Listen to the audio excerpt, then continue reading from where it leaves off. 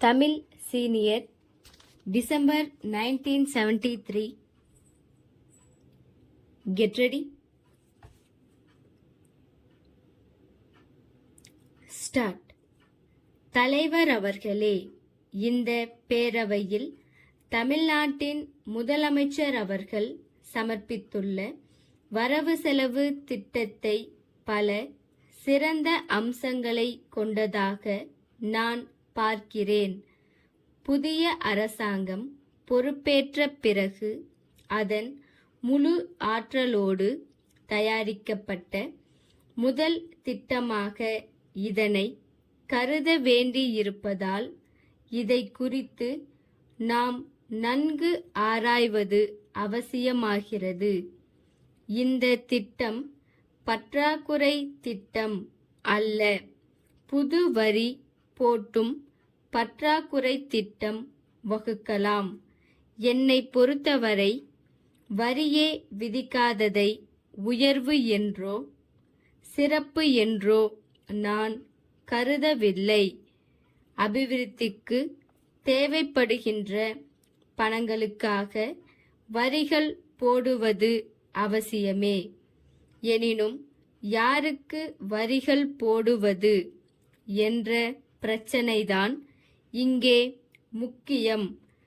அதை சொல்ல வேண்டிய நிலையை முன்னிட்டுத்தான் மாநில அரசாங்கம், மத்திய அரசாங்கம் ஆகியவற்றுக்கிடையே உள்ள பொருளாதார தொடர்பு இந்த நிதிநிலை அறிக்கையில் மிகவும் விமர்சிக்கப்பட்டிருக்கிறது.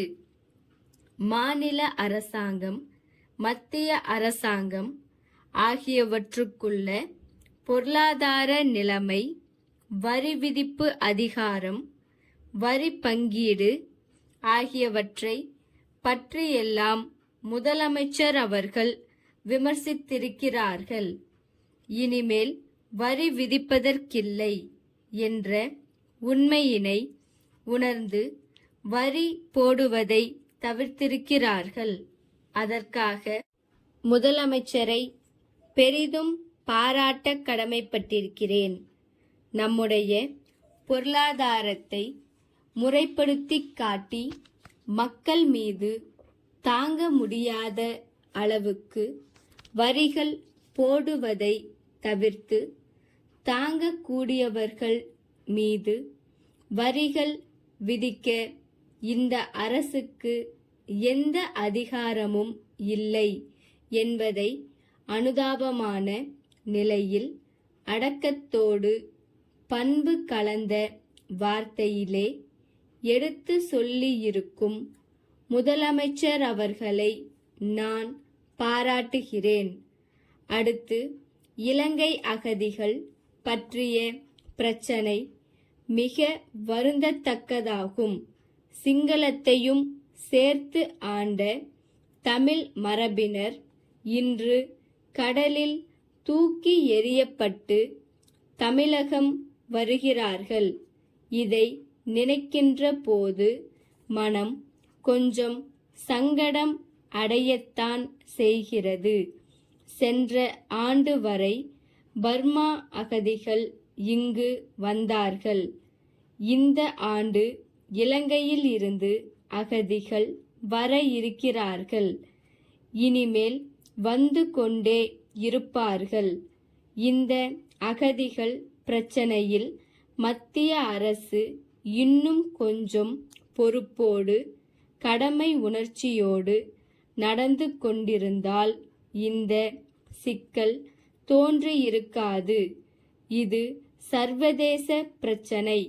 தாயகம் திரும்பும் அகதிகளை குடியேற்றுவதற்கும் அவர்களுக்கு புனர்வாழ்வு அளிப்பதற்கான வழிவகையினை காண்பதற்கும் மாநில அரசு வழிவகை செய்திருப்பதை எல்லோரும் பாராட்டி இருக்கிறார்கள்.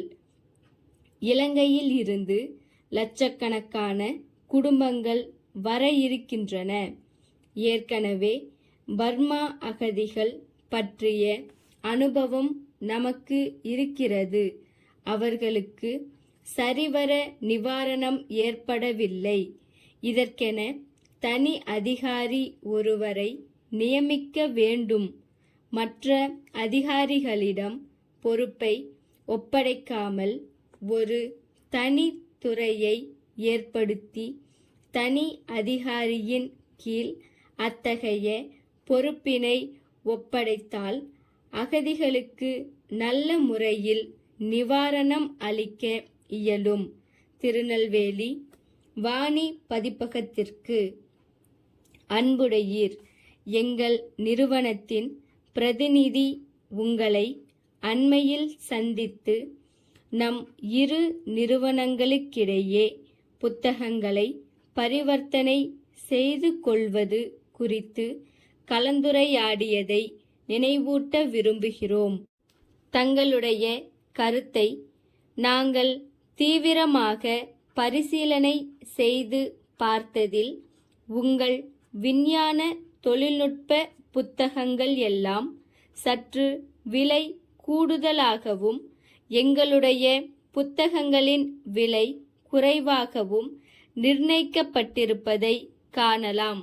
200 பக்கங்களுக்கு தாங்கள் 15 ரூபாய் விலை நிர்ணயித்திருக்கும் போது நாங்கள் 400 பக்கங்களுக்கு 25 ரூபாய்தான் விலை வைத்துள்ளோம்.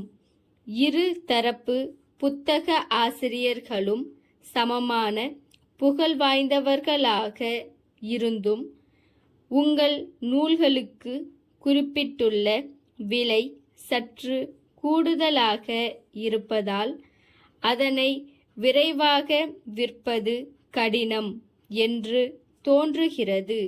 ஆகவே இதனை பற்றி தாங்கள் ஆலோசித்து தகவல் அளிப்பீர்களேயானால் சிறந்த ஒரு முடிவுக்கு வர இயலும்.